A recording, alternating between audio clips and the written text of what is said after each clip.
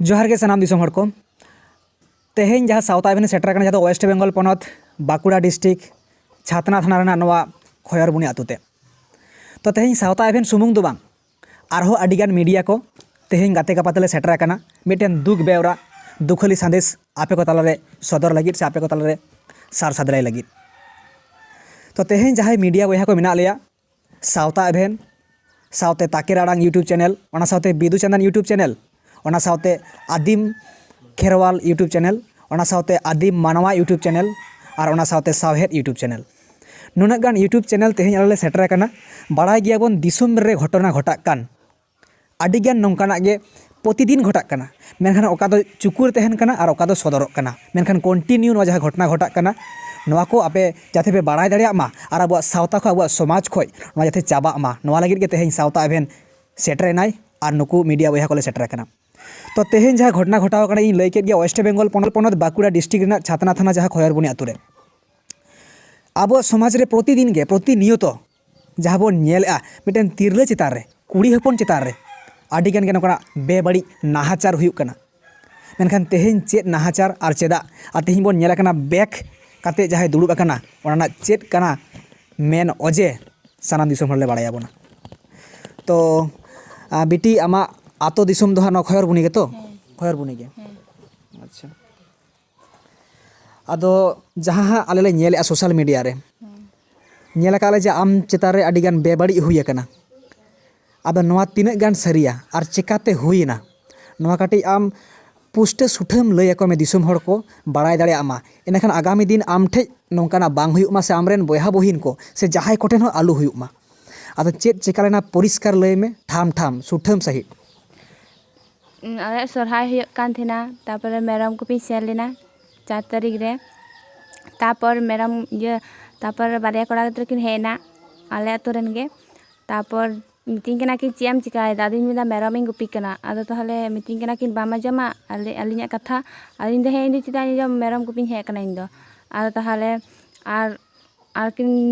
जबरदस्ती कना माने आ दालें कना किन बाया जमे खाय आ तापर आदो इन चिता रे माने खराब व्यवहार किन कमी किदा आ तापर आरो मी हड़े हे नाय तापर आदो को मीटिंग कना आलुम लेया कोय ठे गे ताहले आदो ओना को मीटिंग कना अच्छा उनको जहाय पे हड़ को ताहे कना चेद ताको nyutum लक्ष्मीनाथ हेम्ब्रम श्रीकांत मांडी सुब्रत सोरेन अच्छा आदो जहाँ मेरम गुपीम चलाव लेना नवा आतो खना तिना संगिन तिना डिस्टेंस बांग संगिना बिसी दो सिंग बेड़ा से निंदे बेड़ा सिंग बेड़ा आदो पासे ñuhum अक्तो से तिकिन बेड़ा के पूरा तिकिन बेड़ा गे तिकिन बेड़ा हे अच्छा आदो आम साला बेबाड़ी को कमी किया बेबाड़ी दो अडिगान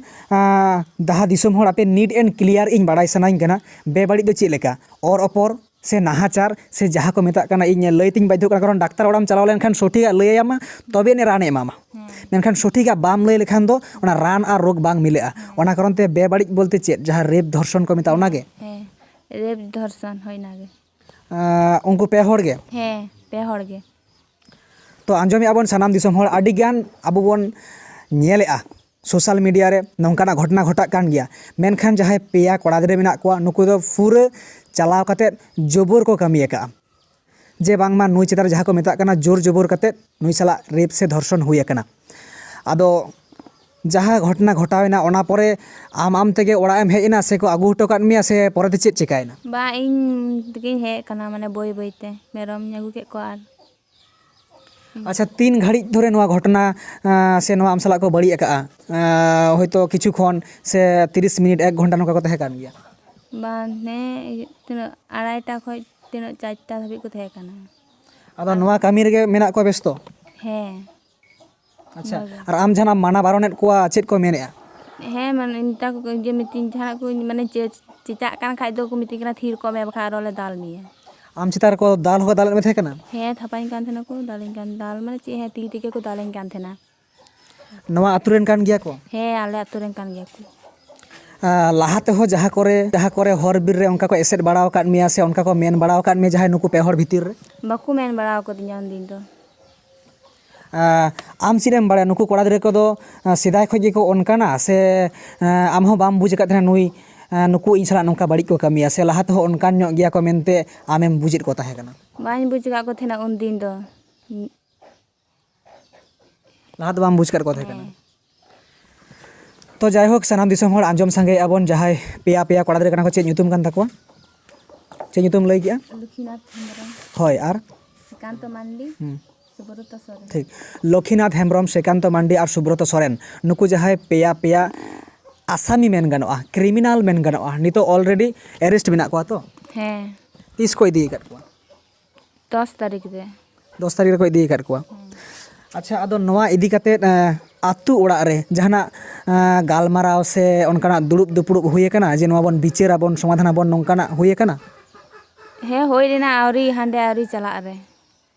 माने एफआईआर आवरी कोराव रे हैं आवरी कोरा रे चला नित बां होई कना दो आदो दुड़ुब कते चेत को आलोचना ले ओना दुड़ुब रे आमको हवात में तहे कना हैं हहल दिया को तखन मरे हर तखन को हे लेना माने आतु मोड़े हर माने माझी नायके गोडेत जग माझी पारानी जहाय को तहेन ताबोना हैं तखन को हे लेना उनको तखन को हल दिना आदो उनको जहाँ घटना घटाव कना आमसाला जखन को अहवात मिया जेदिन सेदिन गे खुले जतम लया कुआ हैं लेया को थेनी लैका कम जे साला बाड़ी हुए कना हैं लेका को थेनी आदो चित को मिता मिया आदो इन दो बाको मेना का दे चीगे बाको मेन कर मिया तो सनाम दिसम आंजम आबन जेदिन घटना घटाव कना मोटामुटी 2टा खना 2:30 खना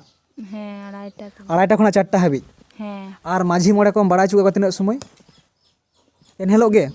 इन हिलो दो बांग बार दिन परे बार दिन परे आदो चिदा नोंका थीरेम ताहे कना ओड़ा रेम लई लेदा